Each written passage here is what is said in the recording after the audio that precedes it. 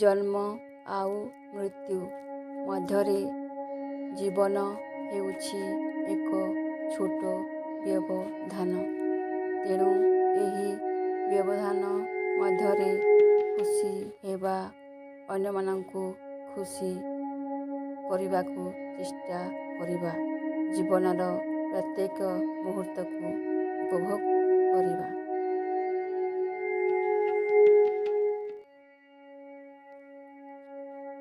ଭଲର ପ୍ରଭାବ ମନ୍ଦ ଉପରେ ପଡ଼ିପାରେ, ମାତ୍ର ମନ୍ଦର ପ୍ରଭାବରେ ଭଲ କେବେ ହୋଇଯାଏ ନାହିଁ।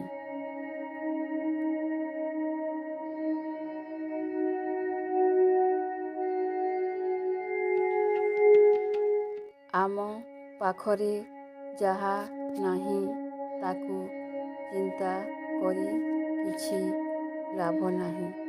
ବରଂ ଈଶ୍ୱର ଆମକୁ ଯାହା ଦେଇଛନ୍ତି ତାକୁ ନେଇ ଜୀବନ ଜୀଇଁବାରେ ଆନନ୍ଦ ହେବା ହିଁ ପ୍ରକୃତ ଜୀବନ। ଅନ୍ୟକୁ ପ୍ରଭାବିତ କରିବା ପାଇଁ ନିଜକୁ ବଦଳାନ୍ତୁ ନାହିଁ। ଆପଣ ନିଜ ଭଳି ରୁହନ୍ତୁ। ପ୍ରକୃତ ଲୋକ ଦିନେ ଆସିବ ଯିଏକି ଆପଣଙ୍କୁ ବୁଝି ପାରୁଥିବ।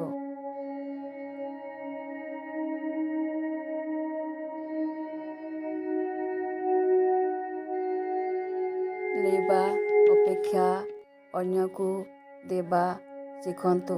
କିନ୍ତୁ ଆପଣଙ୍କ ଦାନପଣର କିଏ ଖରାପ ଫାଇଦା ଉଠେଇ ପାରେ ସେ ପ୍ରତି ସତର୍କ ରୁହନ୍ତୁ। ଟଙ୍କା ଆଉ ସମୟ ଭିତରେ ସବୁଠୁ ବଡ଼ ଫରକ ହେଉଛି ଆପଣଙ୍କ ପାଖରେ କେତେ ଟଙ୍କା ଅଛି ଜାଣିପାରିବେ, କିନ୍ତୁ କେତେ ସମୟ ବାକି ଅଛି କେହି ଜାଣିପାରିବେ ନାହିଁ। ତେଣୁ ସମୟକୁ ନଷ୍ଟ କରିବା ବନ୍ଦ କରି ସଦୁପଯୋଗ କରନ୍ତୁ।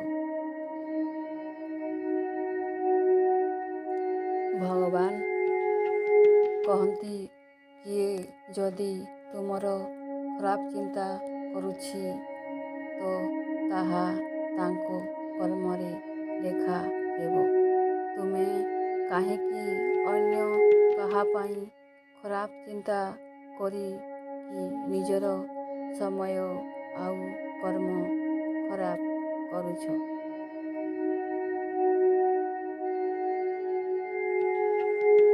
ଜୀବନ ଏବଂ ସମୟ ସର୍ବୋତ୍ତମ ଶିକ୍ଷକ। ଜୀବନ ଆମକୁ ସମୟର ବ୍ୟବଧାନ ଶିଖାଏ ଏବଂ ସମୟ ଆମକୁ ଜୀବନର ମୂଲ୍ୟ ଶିଖାଏ।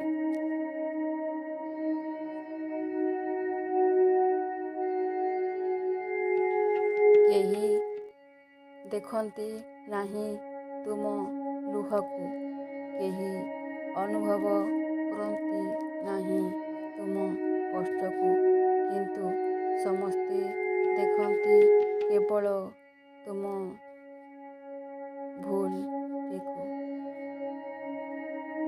ଲାଜକୁଳି ଲତାକୁ ଆଘାତ ଦେବା ପୂର୍ବରୁ ସେ ହାର ମାନିଯାଏ, କାରଣ ସେ ଜାଣିଛି ଆଘାତ ଦେଉଥିବା ଲୋକଠାରୁ ସହି ଯାଉଥିବା ଲୋକଟି ମହାନ ଅଟେ।